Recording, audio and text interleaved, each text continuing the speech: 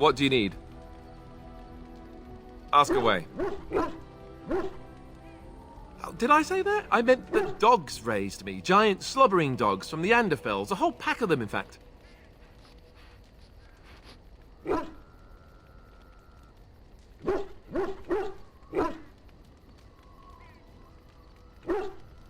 if you're going to go and pay attention to the facts, then fine.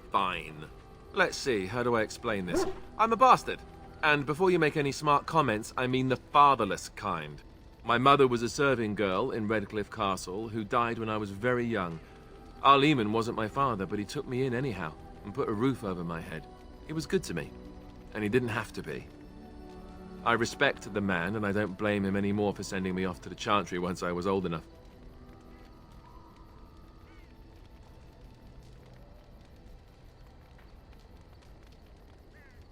I know who I was told was my father. He died even before my mother did, anyhow. It isn't important. Arl Eamon eventually married a young woman from Orlais, which caused all sorts of problems between him and the king because it was so soon after the war. But he loved her. Anyhow, then you, Arlessa, resented the rumors which pegged me as his bastard. They weren't true, but of course they existed. The Arl didn't care, but she did. So off I was packed to the nearest monastery at age 10. Just as well. The Arlessa made sure the castle wasn't a home to me by that point. She despised me.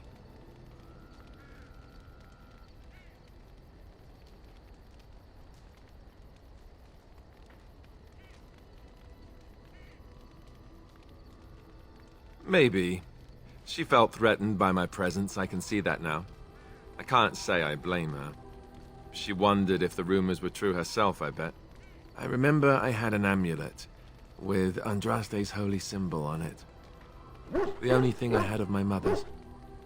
I was so furious at being sent away, I tore it off and threw it at the wall and it shattered. Stupid thing to do. The Arl came by the monastery a few times to see how I was, but I was stubborn. I hated it there, and blamed him for everything. And eventually, he just stopped coming.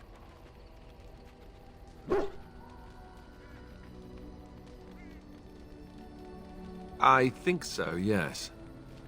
This news we've heard about him being sick disturbs me, though. I wonder if we won't discover that Loghain has come to the same conclusion as we have. Anyway, that's really all there is to the story.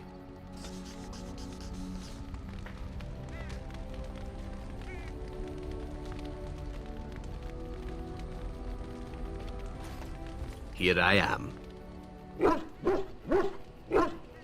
Oh, this should be good. What would you like to discuss?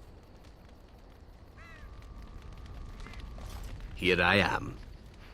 Oh, this should be good. Go ahead.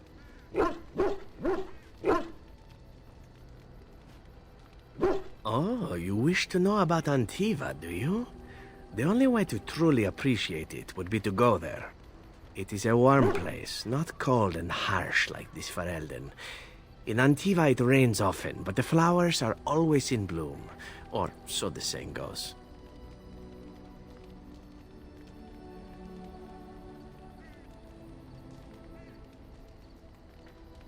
It's not really a matter of wanting to go back. I cannot go, at least not yet.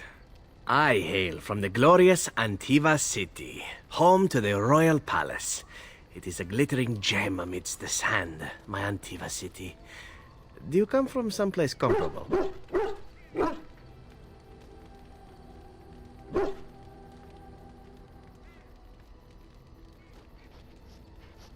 Oh, I have never seen that place.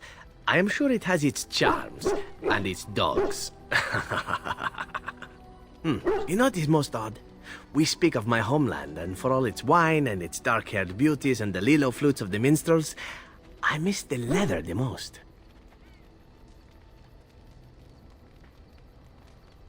I mean the smell.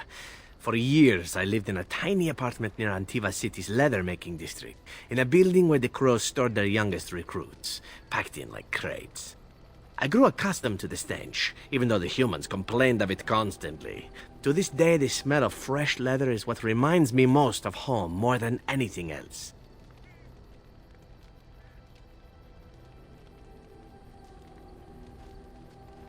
Oh, not so long, I know. It is my first time away from Antiva, however, and the thought of never returning makes me think of it constantly. Before I left, I was tempted to spend what little coin I possessed on leather boots I spotted in a store window. Finest Antivan leather, perfect craftsmanship. But I was a fool to leave them. I thought, Zevran, you can buy them when you return as a reward for a job well done. More the fool I, no?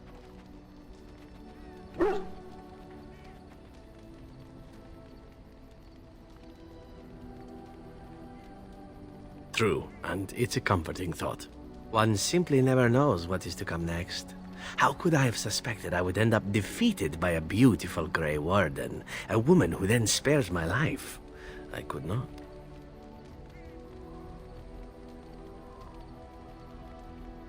Quite right you are. I see the Grey Wardens do not recruit fools. Now, if it is all the same to you, I would prefer not to speak more of Antiva. It makes me wistful and hungry for a proper meal. Yes? Well, here I am. Of course I do. I love stories far too much to keep them to myself. Everyone should be able to benefit from them, I think.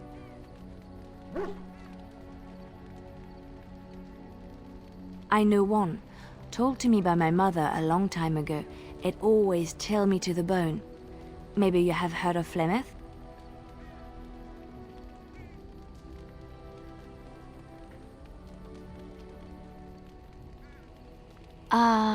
Are you sure?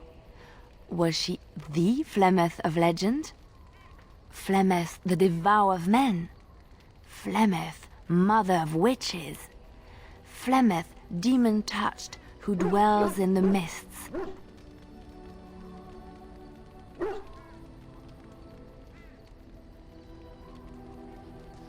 Ferelden mothers scare their daughters with talk of Flemeth. They say that if you're bad, Flemeth will spirit you away and bind you to her forever. They also say that Flemeth mourns her lost beauty and will steal yours through your looking glass if she catches you.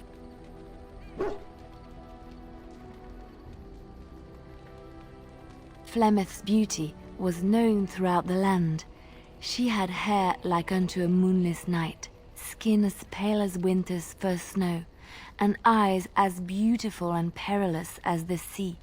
When she came of age, she came to the attention of the Lord of Haeva, Conobar, and he took her for his wife. Conobar soon learned that his young bride had the gift of magic. He kept this a secret, for he feared that she would be taken from him. Flemeth stayed with Conobar for some years, and with his blessing, she practiced her art.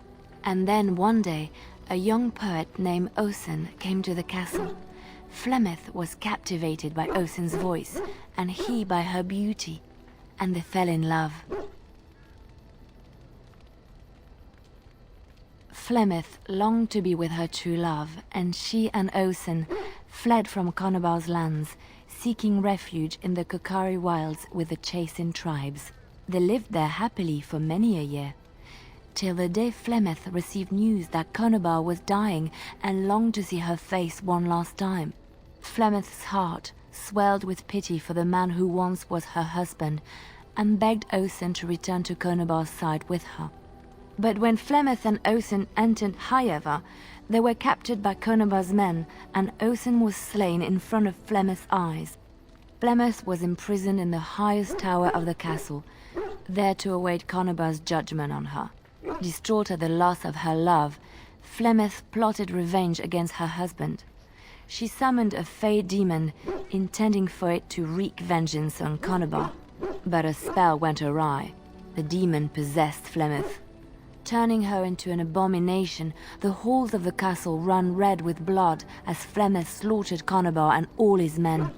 The last of Flemeth's humanity melted away, and at dawn, she stole back to the wilds to plot and scheme for 100 years. They say she took to her side many Chasing men, and with their help, begat her daughter witches, who even now prowl the dark places of the Kokari wilds.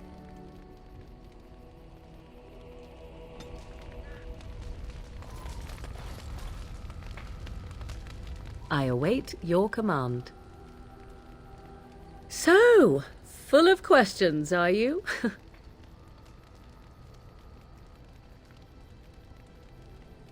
My mother has been hunted from time to time, yes, by Templar fools like Alistair, which should tell you how successful they generally were. Flemeth made a bit of a game of it, in fact. The Templars would come again, and she would look at me and smile and say that the fun was to begin once more.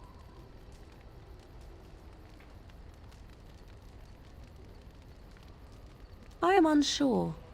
I was too young to understand, and perhaps 'twas bravado on Flemeth's part, or perhaps she was merely amused. I will never know. Flemeth would warn them, once. 'Twas a warning they inevitably failed to heed. And then the true game began. Often Flemeth would use me as bait, a little girl to scream and run and lure the Templars deeper into the wilds and to their doom. 'Twas a game, and I a young girl. If I didn't get to play, I would have been very upset. I think a vast place.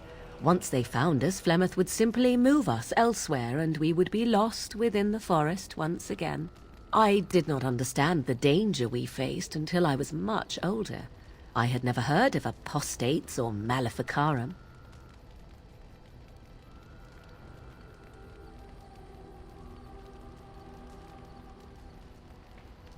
Perhaps they did. Still, I do not begrudge them doing what they believe is necessary. The Chantry sees any mages not leashed to the Circle of Magi as apostates, and apostates could become maleficarum, evil mages that resort to blood magic and become demon-enslaved abominations. It may even be true. Still, those of us who prefer freedom see no reason to submit.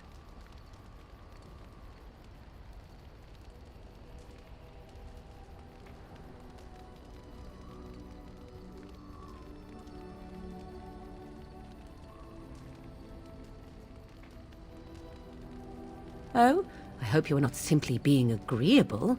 It would be a refreshing change. Enough of this talk. Let us return to the task at hand.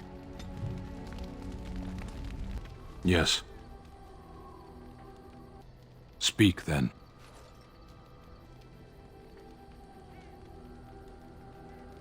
It obviously didn't work for you.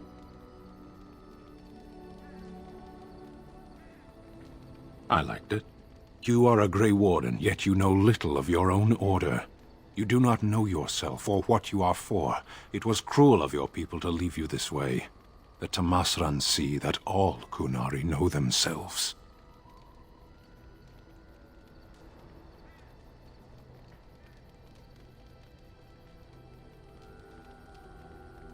Why do you hesitate?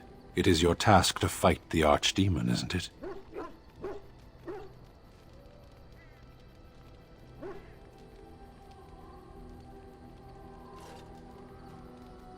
If you fail, preparation beforehand will have been pointless, and if you succeed, it will be by sheer chance anyway.